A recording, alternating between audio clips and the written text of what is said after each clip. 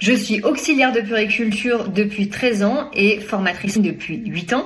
Aujourd'hui, on va parler des secteurs d'activité où peuvent travailler les auxiliaires de puériculture, les secteurs généraux. Donc, vous avez à l'hôpital tous les services hospitaliers où vous trouverez des enfants de 0 à 18 ans. La maternité. Dans la maternité, il y a la salle de naissance, il y a les suites de couches, il y a les urgences gynécologiques et vous avez aussi les hospitalisations avec les grossesses pathologiques. Vous avez également la pédiatrie et toutes les spécialités de la pédiatrie. Vraiment, toutes les spécialités, vous pouvez imaginer, tant qu'il y a des enfants, il peut y avoir des auxiliaires de puériculture.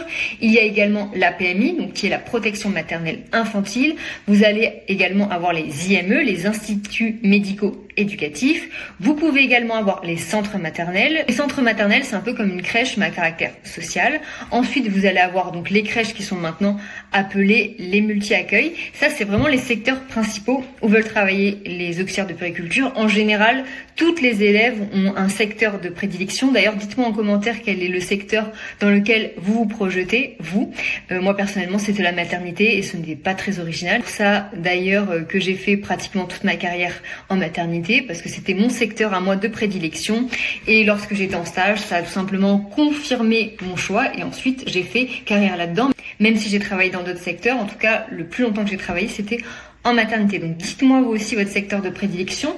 Pour celles qui débutent et qui veulent se présenter à l'école d'auxiliaire de puériculture, on a une prépa en ligne. Depuis donc 8 ans, on a accompagné des milliers d'élèves. Si vous voulez consulter le sommaire de cette prépa et vous faire accompagner, je vous mets le lien ici.